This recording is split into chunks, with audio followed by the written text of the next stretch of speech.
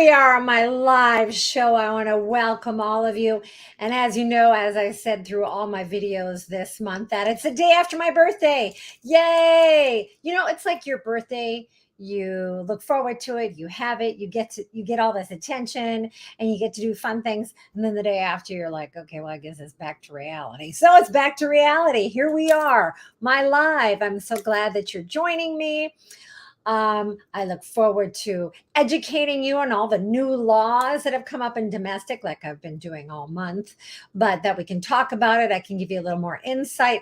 Believe me, it's taken me a while. I've had to really research it because I've had a lot of cases come up pretty quickly that the new laws go into effect for. So I've had to learn it pretty quickly and still kind of confused about it sometimes, but that's okay. I'll do it the best I can and hoping that you can understand it. But anyway, I'm glad you all are here, as I said, and I want to let you know I'm doing this right before I hop on my little plane to go over to Dublin, Ireland, where I'm going to watch Notre Dame play Navy on Saturday. So make sure you're in front of the TV. Maybe you'll see me.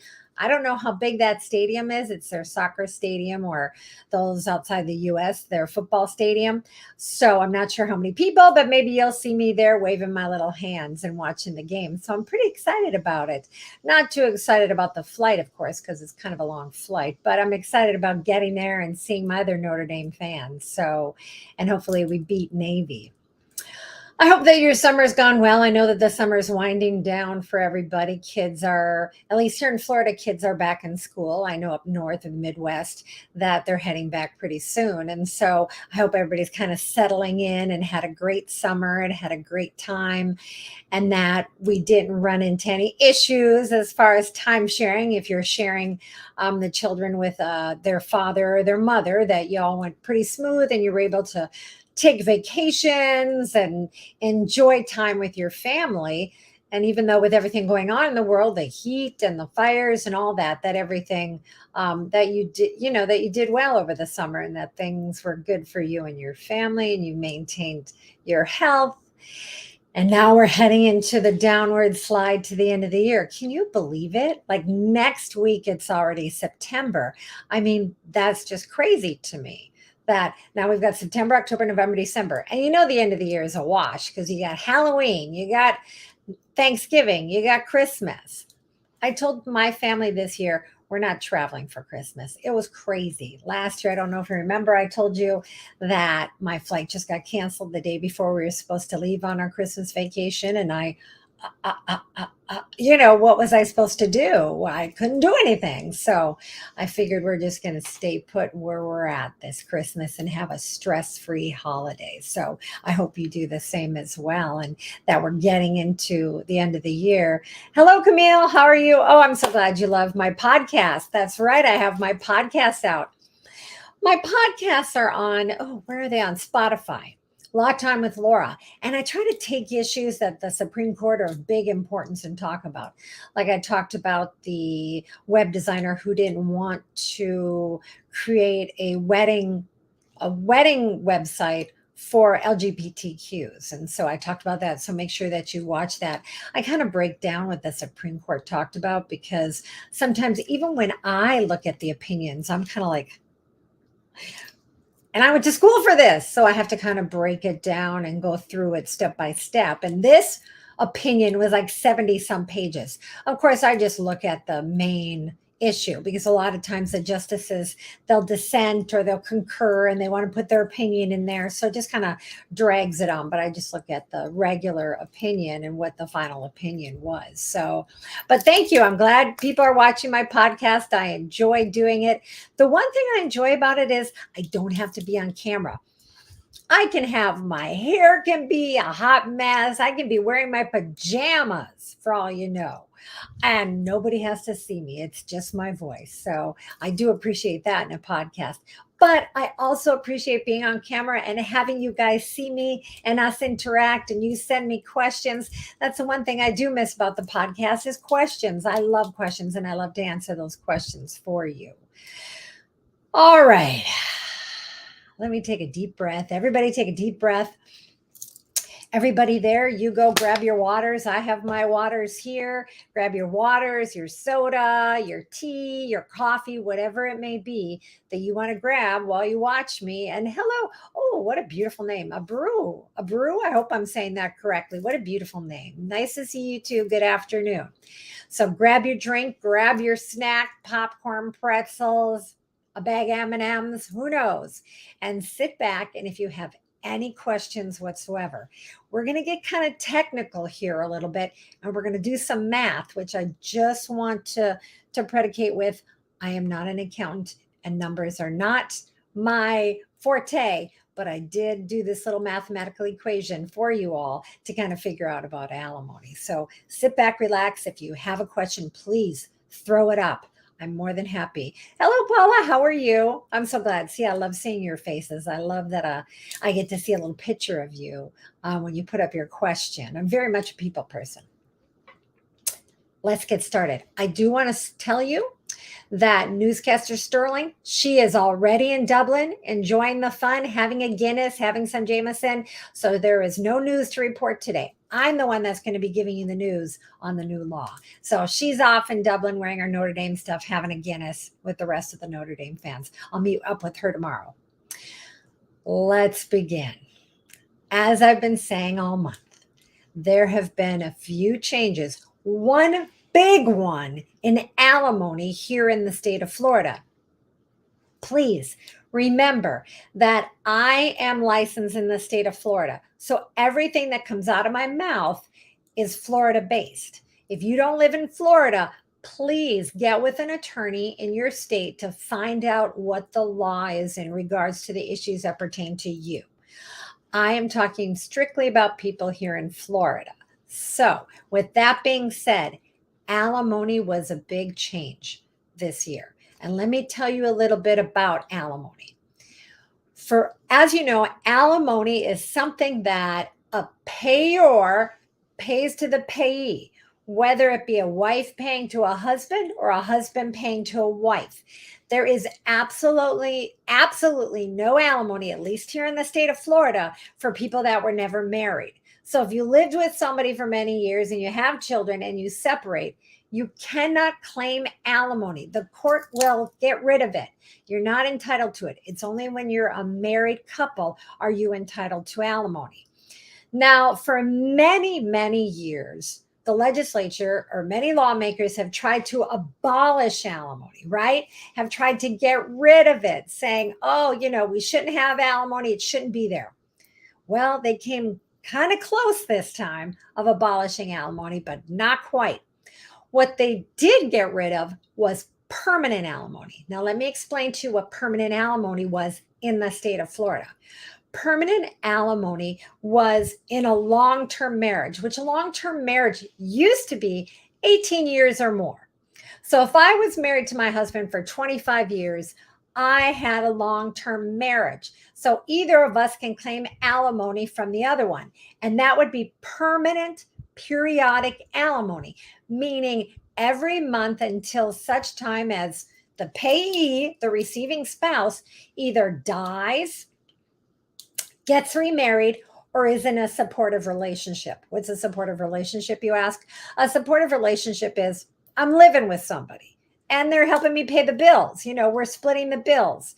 Supportive relationship, could it be defined as a roommate? Maybe. I don't know how strong of an argument that would be, but it would definitely be a boyfriend or a girlfriend whom you're living with and you're sharing expenses.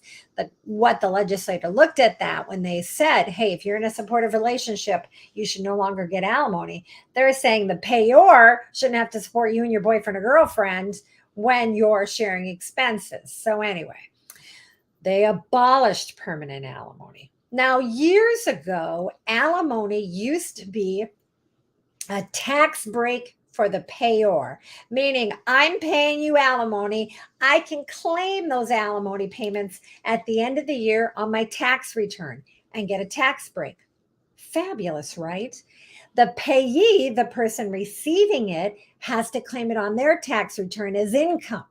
So if I get $10,000 a year in alimony, that's a tax break for my ex-husband. That's income to me. So if I'm making $50,000 a year at my job. And plus, I'm getting $10,000 in alimony from my ex-husband. That's $60,000 of income that I have to claim. They got rid of that. They got rid of that. It is no longer a tax break or a tax burden. It's done. But yet they still got rid of permanent. Now, let me tell you about the changes. Not only did they get rid of permanent alimony, but they changed the length of the marriage, of what they're counting long-term, moderate, and short-term. And then they also, like I said, got rid of permanent alimony. Now, the new law goes into effect for any pending petitions right now.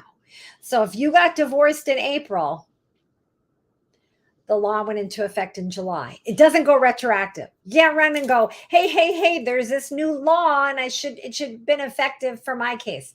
Nope. If you finalized your case before July 1st, the law does not go retroactive. So it's any pending petitions right now.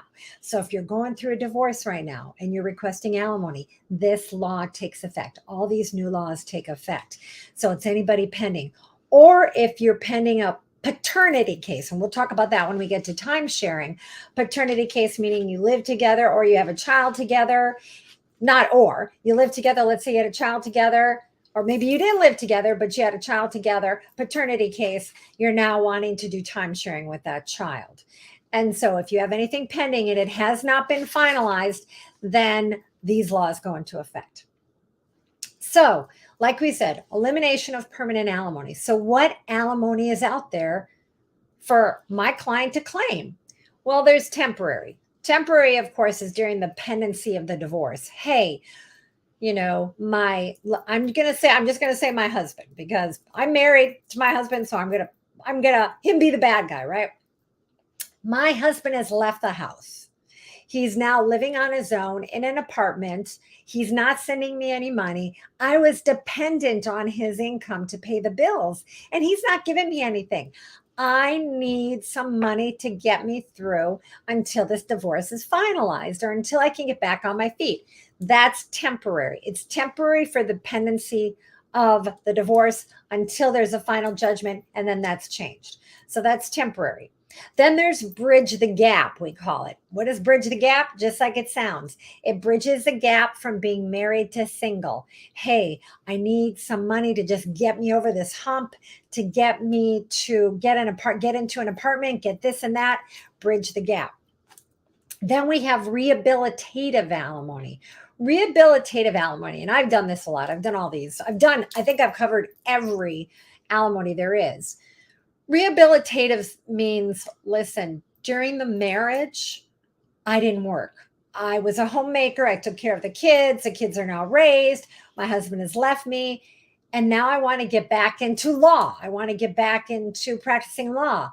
But it's been 15 years since I've practiced law. So I need to do some CLEs. I need to get some training, all of that.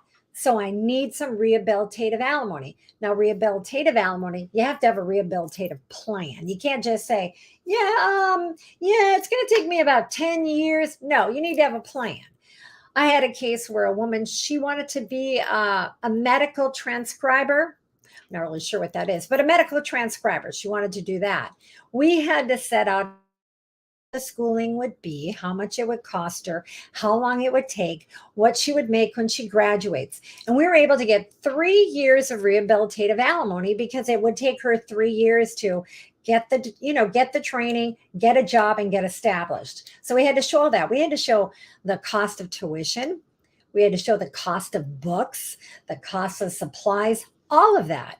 And so we can't just go in there, willy-nilly and say, oh, okay, I want alimony for this reason. You have to show why. So that's what rehabilitative alimony. It's just to get you back on your feet. Now, durational is the final one. That's it. No more permanent. Remember I said that permanent, gone. Extract that from your mind. Durational. It's just like it sounds. For the duration of the marriage. That's what it used to mean. The duration of the marriage. Now, the duration of the marriage has changed. And we'll talk about that in a minute. Now they're limiting it depending on how long you were married. They're limiting it on a short term, they're limiting it on a moderate, and they're limiting it on a long term. So no longer can you get it if I'm married 12 years. I cannot get it for 12 years. It depends on what category that 12 years falls into and how much I'm able to get. And we'll address that. So, durational used to be the duration of the marriage. Now, durational means what was the duration of your marriage? Where does it fit in? And how much of a percentage do you get? So, that's durational. Now, of course, the court can say rather than paying the payor, my husband, paying me monthly alimony, the court can say, let's do it in a lump sum. Okay, so the court's got to calculate what they would have you pay, blah, blah, blah, times how many years. And here, you pay $20,000 in a one time lump sum in alimony, and it's done. You're over with. So the court can do that, or the court can just do it on a monthly basis, whatever works out. Now, another addition to the alimony statute was now here in the state of Florida, we have a no fault divorce. All I put in my petitions is we have irreconcilable differences. What that is, who knows? I could not like my husband anymore. I don't like the shirt he's wearing. I'm going to divorce him, right?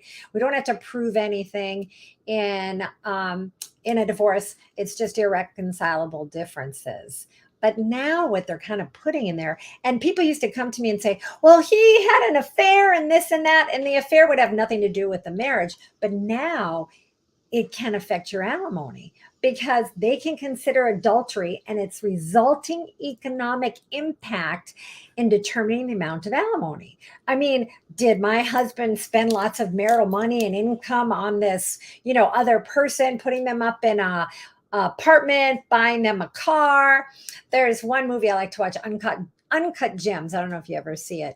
And he has his wife, and he has this huge successful jewelry store, and then he has his girlfriend who's paying this beautiful apartment and pays for everything for her and car and everything, and then he dies at the end. And I always think, oh gosh, that poor girlfriend, she's out on her tail, right? Because she's got nothing. The wife's got everything, the girlfriend's got nothing. So they can take that into consideration. How much money have you spent on this other person, and how did that economically impact your marriage? And what, I guess it's kind of a, for lack of a better word, a punishment, right? Oh, you're going to need to pay this, in alimony. Now, when the court looks at awarding alimony to a person, they look at 9 factors. However, I should take that back. They look at 8 factors. The first and foremost factor that the court has to look at, and it's the burden of the person asking for the alimony, is I have the need. They have to prove they have a need. I have the need. I was a stay-at-home mom, and I don't have any means of, paying the rent or paying anything. So I have to show that need, and I have to show it by evidence and, financials and all that. And then once I prove that, which can be a pretty easy feat, then I got to show that my husband has the ability to pay. After he pays all his expenses, does he have the ability to pay? Is he spending $5,000 a month going on vacations? Is he spending $2,000 a month on this lavish car that he has? What, a Lamborghini or something? I saw a Lamborghini parked down at Disney. I'm like, really? If I'm going to Disney, I'm not taking a Lamborghini. Not that I own one, but I thought that was pretty extravagant considering Disney parking lots are packed. But anyway, is he a Lamborghini? Well, I got a little Pinto. You probably don't know what a Pinto is. I'm old. I remember a Pinto. But, what is the discrepancy here? Once they prove need and ability to pay, then it shifts to the other side to show they can't pay. But let's say the court says, okay, we've decided you have the need, you have the ability to pay. What do we look at when we're looking at an amount? We look at these 8 factors. What was the standard of living during the marriage? Did you live lavishly? Did you go on vacations? Did you live, hand to mouth, paycheck to paycheck? What was the duration of the marriage? What are the parties' age and physical and mental capabilities? I had a divorce where they think they were in their late 60s. And so we look at that. Okay, what's her ability, the wife's ability to go get a job? I mean, she's in her late 60s, her health is not good. So she doesn't have the ability to get back on her feet. She's collecting Social Security. It's a limited amount. My client, the husband, owned a business. So they look at those kind of things. What is the income of both parties, or what are the resources available to them after the divorce? Who's getting what assets? Who's getting what liabilities? What are their earning capabilities based on what their education is? Hey, I have an education in engineering, but I haven't used it for 15 years. But hey, engineers can make good money. You have the capability once you get rehabbed to make good money. What was a contribution during the marriage? Did I forego my career to make sure my husband's career flourished? He was able to, become, the CEO of this company and make millions of dollars a year while I stayed at home and took care of the house.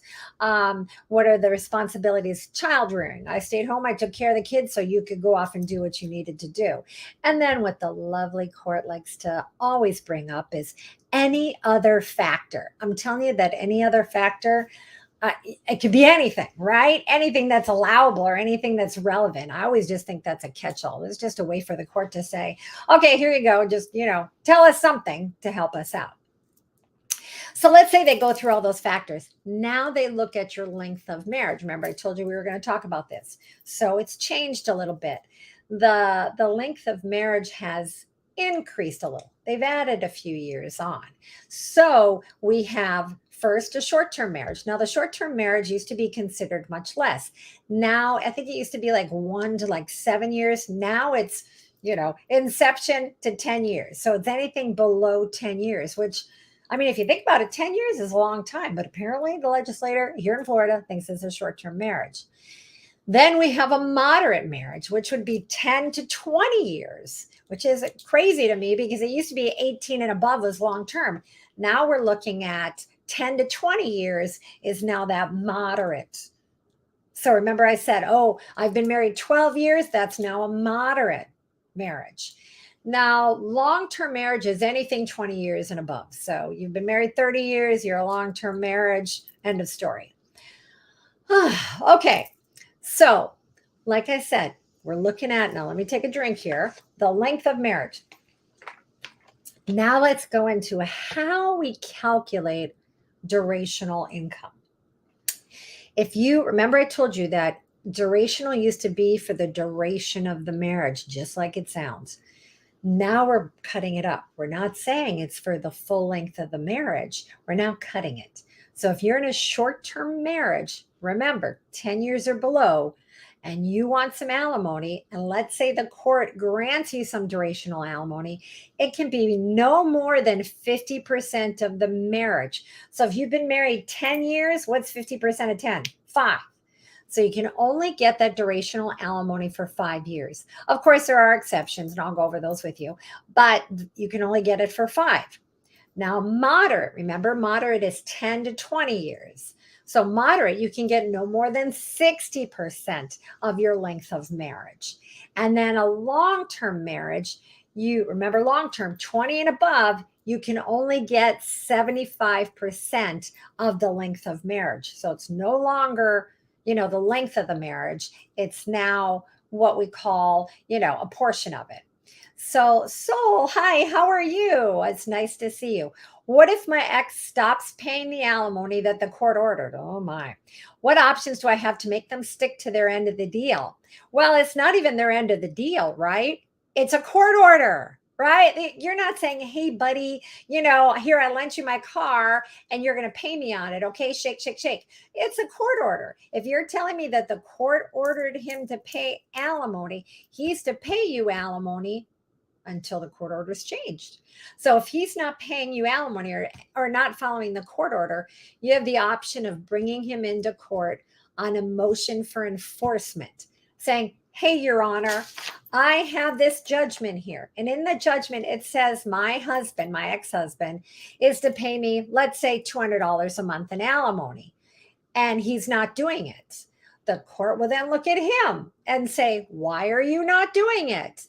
And, he may, oh, I can't afford it. Oh, blah, blah. She's just spending the money on getting her nails done. Whatever it is, until that court order is changed, he is obligated to pay that. And if you hire an attorney to help you go to court to do this motion for enforcement, you can ask for attorney fees, to be reimbursed attorney fees, because but for the violation of the court order, you would not have had to bring him to court and hire an attorney and take money out of your pocket. He should be paying you. So excellent question, Soul. Excellent question. People ask me that all the time. What if I don't do this? What if I don't do that? What will happen? Or what if he doesn't do this? What if he doesn't do that? You look at the four corners of that final judgment, and what's ever in there is what you have to follow until such time as it's changed, meaning you file a modification or something like that. But even when you file a modification, the court order has not been changed until you get another court order to supersede that one. So it should be followed. I always tell my clients, you can do what you want, but what I'm telling you as an officer of the court is you have to follow that final judgment if you want to avoid any problems with the court. So excellent question. I'm glad you asked it. Okay, like I said, the percentage of the marriage. So like I said, those percentages, they can be extended under exceptional circumstances, based on the prior factors that I went over and plus a few more. Of course, I got to add some in there. Maybe the extent the payee's age or employability may limit their support. Like I said, the couple that we were going through divorce, I had the husband and she was in her late 60s. She had medical problems. She could not go back to work, all of that. That could be something that maybe could extend that durational. The financial resources prevent being self-supportive. Maybe she got nothing in the divorce, or she's had to spend everything she had in the divorce just to survive. Their physical or their mental limitations. Again, she had medical issues, so her ability to self-support was really limited. And then if there's any type of special needs or maybe special needs child or anything like that, but those are the kind of things that they look at and maybe extending that durational beyond those percentages. So, but anyway, so like I said, right now, if you have an order, you got an order in April, let's say, or you got an order last year and you're paying alimony, and now you want to modify that. Now I have a case in point, a perfect case in point about the one I was telling you about the woman being in her late 60s and her husband owning a business. So he retired. And guess what? You can retire. It's okay. You're allowed to retire. I get clients that come to me and say, oh my gosh, I've got this alimony order and I want to retire, but I can't because I can't afford to pay this. Slow your roll. It's okay. You can retire. You can't be required by the court to work your entire life in servitude to pay this alimony. Now, of course, when you're asking for a modification based on a retirement, they look at what is the normal retirement age determined by Social Security Administration in your profession. So let's say it's in a profession, again, I'm going to use engineering because, engineering is so popular nowadays. Maybe the normal retirement age is like 67. So you're 67 or 68 and you're like, hey, I want to retire. My income's going to go down. The court could modify or even terminate it altogether based on that. Now, if you're, a multi-millionaire, maybe you hit your millions, and you want to retire at 40 and you want to try to modify your alimony, the court's going to look at you and be like, yeah, I get that you made all these millions, but, you're 40 and that's not a normal retirement age. Good for you. Happy-go-lucky. But, you still got this obligation to do. But doing modifications, you can ask for a modification. You can say, hey, whether the court will grant it on the alimony in just a regular situation, saying, hey, I want the new law to take effect. Your chances are very low. But anyway, okay. So going on to alimony. Oops.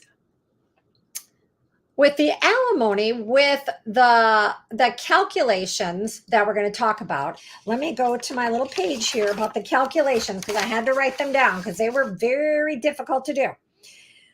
What we do when we do a calculation for alimony, we're going to look at what are the gross incomes of the parties? So what I did in my mathematical equation was I've been married 12 years and I'm seeking alimony from my spouse. My spouse makes $100,000 a year. I make $50,000 a year. So we divide that. We divide the 100,000 by 12 because there's 12 months in the year, right? And we divide the 50,000 by 12 months, right? And so that would leave the husband a month $8,333.33. Yes, we're going to put all those threes in there no matter what. Then that would put me at $4,166. It says 66666, but we're going to round it up to the 7, so 67 cents. So you see the difference there. And so what we do is we add those two together. So we add the monthly grosses together, and what we get is 12,500 total for both parties. So it's really $12,499.99, but we're going to round up to make things easier, as the court would do as well. So what we do is we can't exceed more than 40% of that income, of that gross income, of going towards, alimony. So what we do is we then multiply, see, I'm not the best at math, multiply it by 0.40. So we take the 12,500 and multiply it by 0.40 and we get 5,000. So that means the wife, her income has to be brought up to 5,000, where before it was $4,166.67. So what does that mean? What does that mean? Her income needs to be brought up to that 5,000. So how do we do that? Well, we require from the payor, the husband, to pay her $833.33. Yes, we're going to tap on that 33 cents there. Yes, we are. And that brings her up to 5,000. And so then they're kind of at an equal stance, correct? So the payer is left with 7,500. She's left with 5,000.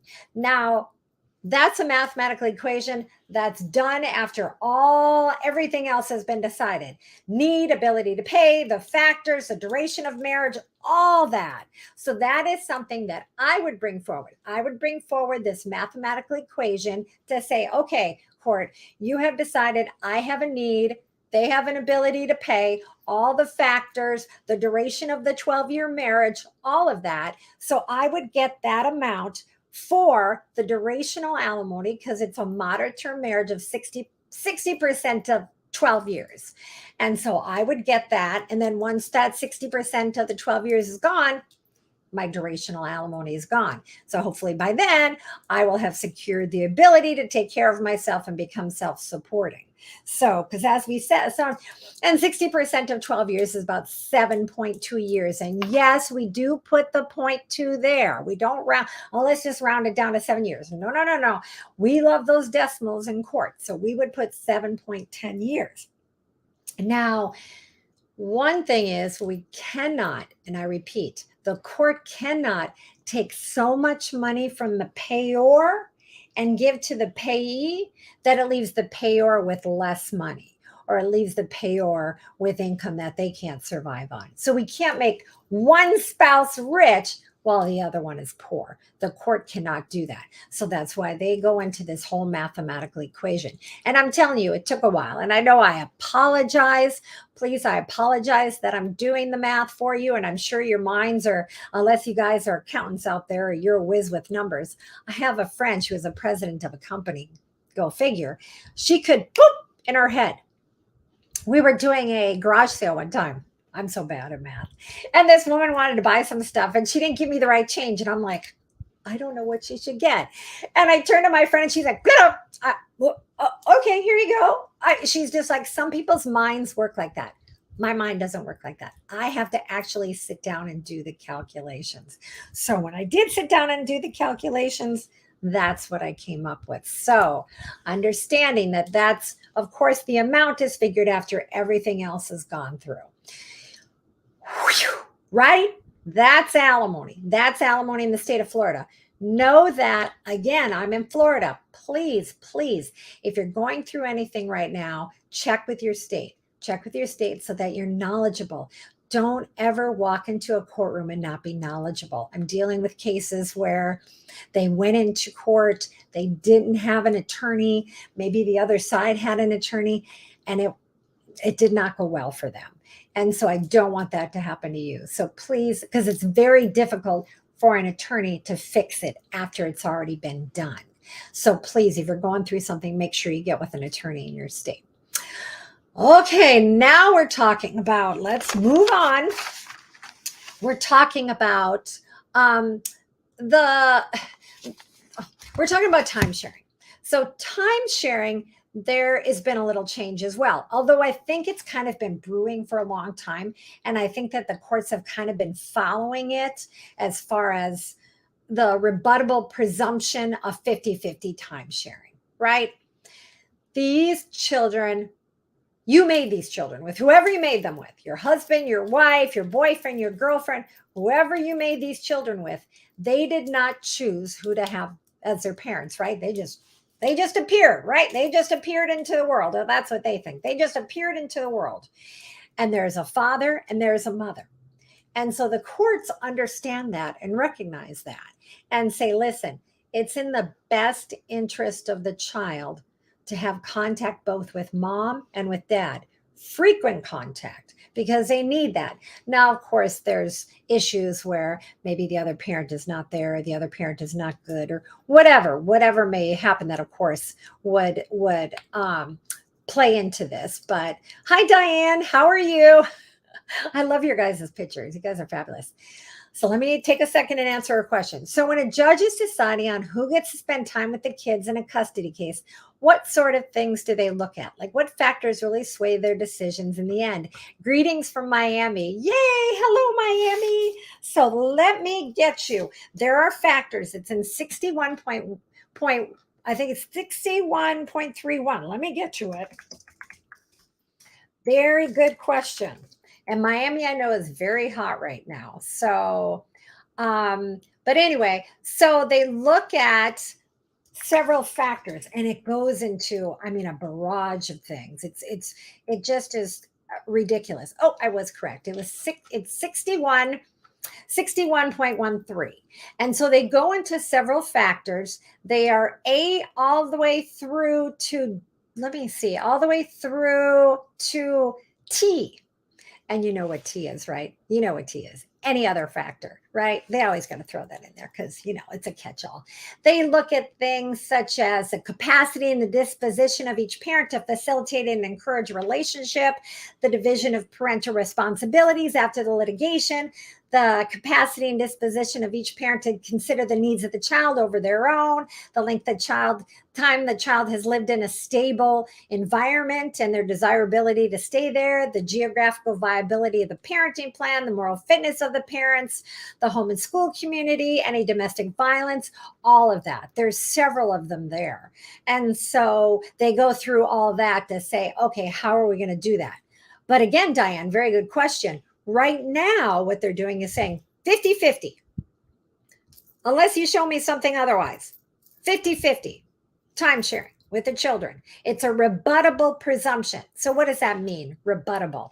Rebuttable means if one side wants a majority of the time sharing, they got to overcome that 50-50 time sharing. They got to say, hey, it's not in the best interest of the children. And that's what the court looks at. It's not in the best interest of the children. For example, I had a case just recently. My client wanted 50-50 time sharing. My client had a work schedule. He had to be to work at 7 a.m. and he left at 5. So, other people were going to have to take the children to school. Other people were going to have to pick up the children from school. Other people were going to have to do homework and bathing and all that with the children. Not that that is necessarily an end all be all, but they look at that as saying, okay, you're having a third person take care of all these duties that you should be taking care of. And so she gave it, but I have to say the judge did give my client a lot of time sharing, just didn't do the 50-50, but it came pretty close because again, they want to make sure that the children have enough time with mom and dad. So very good questions. And hello, Miami. I was just down that way. I was in Hollywood, Florida, which is, you could spit and hit Miami. But anyway, So we look at that 50-50. In fact, I remember, gosh, this was a million years ago when I was waiting back when we were in person, when we were all in person. And I was waiting for my case, and there was a case before me. And these parents, obviously, they were divorcing, but they realized the need of the child, and they seemed to really get along. They came to an agreement as far as time sharing with the child. They said they presented it to the court to sign off, and they said the dad will spend 1 month with the child and I will spend 1 month. So they were going to flip flop each month. And the court went, no, no, no, no, no. She was sympathetic. The judge was sympathetic that they came up with that agreement. Fabulous. You all work together. That's fabulous. But that's not in the best interest of the child to go 30 days without seeing the other parent. That's just not in the best interest. So she ordered them, you can go in the back. Maybe you can come up with a better solution. But she wouldn't approve it because she said it was not in the child's best interest to go a whole 30 days without seeing the other parent. So I was kind of impressed by the judge because I was like, oh, that makes sense. The court doesn't always sign off on your agreement. It has to be in the best interest. It also filtered in the back of my head to remember that when clients come to me and say, well, what if I do half the year with me, half the year? No, it's not going to work. And then I tell them the story I just told you so that it solidifies. Anyway, so there's this rebuttable presumption. So automatically, like I said, the court comes in and they say, okay, what's the rebuttable presumption? Then if they want to overcome that presumption, they got to go through those factors that I told you. And then in the end, if the court, based on all those factors, and remember the last one and any other, if they go through all those factors and in the end they decide, okay, in the best interest, you're right, it shouldn't be 50-50, this is what it should be, the other side then has the burden of proving it is in the best interest. So my client could have said, well, no. Well, I only work 2 days a week, the rest of the week I work 9 to 3 or whatever, so he could have overcome that. But, unfortunately he was unable. But like I said, the judge gave him a lot of time sharing. So I give her credit. Anyway, so it has to be, both sides have to show a preponderance of the evidence that it's in the best interest for it not to be 50-50, but then it's in the best interest to have 50-50. So it is, they can look at examples, like I said, of distance of the schedule, all of that kind of stuff. So it's good, I think, that they're automatically presuming it 50-50 because really the children, spending time with both parents, as long as it's not detrimental, as long as it's in their best interest, that's great. Because again, the child didn't pick you all as parents. He or she just kind of came in, you created them. And so, hey, pitch in, help out, unless it's detrimental. So we've had a lot of cases where time sharing is an issue and they don't feel the other parent should have the time sharing and so on and so forth. And maybe the other parent is understanding and saying, hey, you're right, my schedule is crazy. I think it's better if the children spend more time with you. Hi, Floor. Hello, Miss Sterling. Can my ex and I just work out our own schedule for when each of us gets the kids? If we do, what do we need to do to make sure it's legit? I think it is actually a legal term. I have used it in court before and legally binding. Well, and that's fabulous. What that shows to me, Flora, is that you and your ex are co-parenting well, and that's a big thing, is to make sure that you co-parent well. And so if you're willing to sit down and hash out a schedule, understand if you just put it on paper, and even if you get it notarized, I get so many people that come into my office and say, but Miss Sterling, I have this agreement from the ex and it's notarized. I don't care what it is. If there's not a court order associated with it, then it's not really, there's nothing legally you can do. So I'm not sure if this is an ex-husband or an ex-partner of yours, but what your best thing to do if it's a divorce is to file a divorce, and then you get everything legally. You guys can still, hey, I have several divorces right now where both parties are agreeing to everything. So all I need to do is file the paperwork, have them sign everything. I can't represent them both. I can only represent one. I send the paperwork to the other one, they sign off on everything, and then we go and have it finalized and they have a court order. And you know what I always tell people? That's the best way to do it, because otherwise you're asking a total stranger in a black robe to tell you what to do with your kids, with your property, all of that. You don't want that. You want to do it yourself. You want that control of your life, right? You don't want to leave it in the hands of somebody who doesn't know you.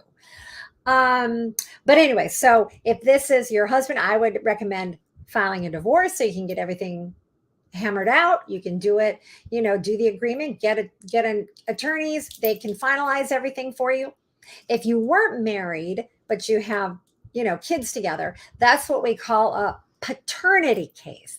Paternity, P-A-T-E-R, whatever, paternity, N-I-T-Y, paternity case. That means you were never married, but you have children together. And so that's where, he can be established, and we'll talk about that in a moment, established as the father of the children, that he has legal rights, you have legal rights, that there's a time sharing schedule of when you have the kids, when he has the kids, who's going to pay for extracurriculars, all that. I know we spoke, I think last month or the month before that, about a parenting plan. A whole parenting plan is put into place when there's kids involved, whether it be a divorce or a paternity action. So, and again, you guys can agree. You can sit down and fill out the parenting plan together, but you need to get it finalized with a court order. Otherwise, if either of you violate it, guess what? There's nothing you can do. You can't even call the police and have the police show up. And people like to do that a lot. They'll call the police and say, he has my kid. There's no parental kidnapping. If he's the father or you're the mother, you can't kidnap your kids and take them to your house. I mean, your mom, your dad. So, you should get a final judgment. And I'd be more than happy to help you if you live in Florida. Please give us a call. I want to make sure you're taken care of, Flor, or whatever state you're in. Make sure it's taken care of. Talk to an attorney there so you can make sure that you have, what do I want to say? You have options if he or she violates. So fabulous question, Flora. I appreciate that, because I'm sure there are other people out there that maybe have the same issue or same question. So I always feel one question probably answered about 10 people's other questions, right? So thank you very much, Flora. Now, what I was talking about was when we talk about paternity. Now, the old law, I talked about a paternity case. You guys were never married, but you have children together. The old law was mom was the natural guardian of those children or of that child. So if we went into court, let's say mom took the children and moved from Orlando to Miami. So that's like what? Being that I just drove it, 4 hours, right? From Orlando to Miami, roughly, in traffic. Because I'm telling you, as you get closer to Miami, let me tell you, that traffic just picks up and up and up and up and up. I don't know what happens. It starts probably well before Hollywood. But anyway, so it's about 4 hours away, and you run to court and you file saying, hey, she took my child to Miami. The court used to say, well, mom's, she's a natural guardian until you as a father assert your rights as the father. Now, all dad has to do is, what used to happen was the Department of Revenue would come after you. Let me tell you, this is what would happen. Okay, mom would move, and let's say she applied for food stamps or something. Now the Department of Revenue is coming after you as a father, but yet you don't have any real legal rights to run to court and say, hey, she took the child without my permission. I want the child returned because, you haven't been adjudicated the father yet. But yet the Department of Revenue, Child Support Enforcement can come after you for child support. It doesn't make sense, right? So now what the new law says is, hey, if the Department of Revenue, Child Support Enforcement has come after you for child support and you've been adjudicated the father, you now are the natural guardian as well as of that child. My advice would be, though, because I get this all the time. I get dads. It's very rare where I get a mom where Department of Revenue has come after mom. It always seems to be the dad. Not to say that moms, of course, they don't go after moms, but I've mostly had dads. And they come to me and they say, well, I'm getting this child support, but just let me see the kids. I don't get to see the kids. Department of Revenue, Child Support Enforcement is strictly an administrative organization. All they do is collect child support. Now, I have seen orders lately where they're kind of ordering some type of time sharing, but they're really not involved with that. They have so much to do in regards to child support that the time sharing thing is just, they don't got time for that.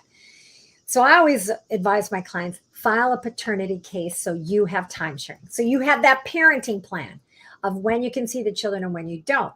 Now your rights have now been established. You are now the natural guardian of that child as well. So the both of you have legal rights, but put those legal rights down on paper. Get a parenting plan. Get where you can do time sharing, where you when you have the kids, she knows when she has the kids.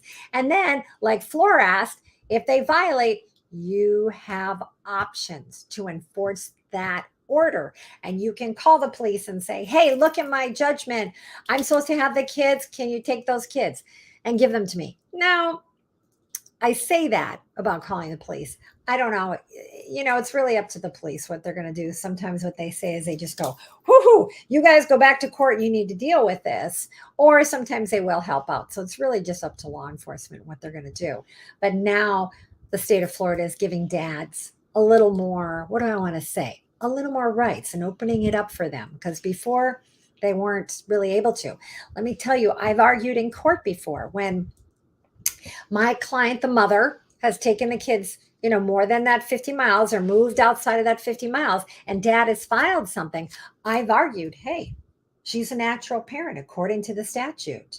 His fatherhood hasn't been decided yet. It hasn't been adjudicated. So now this is opening the door to say, well, you know what? Dad has rights too. And I think that's a good thing. Dad and mom both have equal rights. So anyway, so those are the changes that went on July 1st, 2023, that Governor DeSantis signed into law.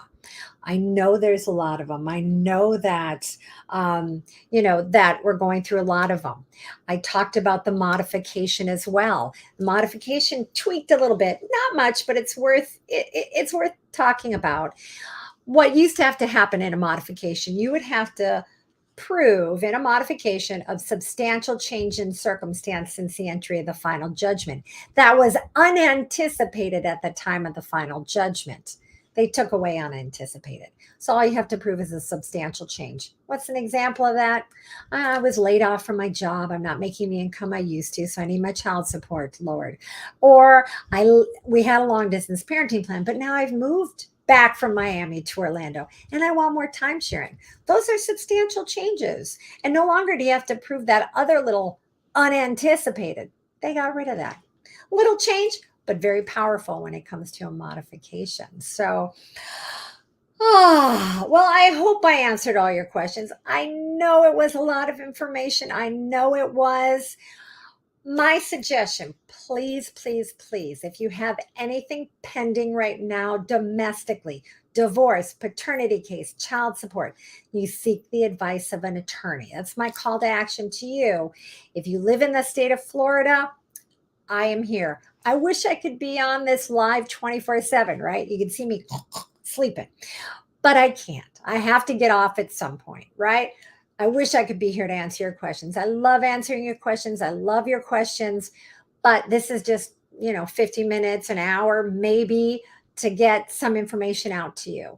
And it's probably very, kind of whirlwind. I know it was for me when I first read it, but now I've finally wrapped my head around it because I have cases that I have to deal with. So I had to do pretty quick learning. But please contact an attorney. We want to make sure, whether you're in the state of Florida or whether you're in Kentucky, I don't care, that your rights are protected and that your interests are protected. And please, like I said, I've had cases where they've gone to trial for a divorce or a paternity case without an attorney and things don't go well. I understand that attorneys, they charge, and sometimes they can charge and you don't have the money. But I'm telling you, once that final judgment is signed, it's very difficult to get it overturned. And sometimes it pays to pay the money to an attorney and pay the money to try to, deal with it. So that's what we're here for. That's what we went to school for, to help you and to make sure that you get what you need. So please, like I said, you live in the state of Florida, I'm here. My number, they flash up. I'm on, what am I on? I'm on Facebook Live. I'm on YouTube Live. I have a podcast. Call my office. We'd be more than happy to help you and guide you through all this. I enjoy seeing you. I enjoy talking to you on the phone. I enjoy hearing about your issues and helping you out. I feel it honored that you choose our office to represent you in these cases. So I want to say again, it was a pleasure being with you. It was a pleasure doing my live as always. I'm glad for your questions. Hey, Mariana. Oh, you're welcome. I'm glad I could help you. I love helping people. That's what I do, and that's what I'm here for. So I hope to hear from you. Oh, and by the way, go Irish! Take care. Bye.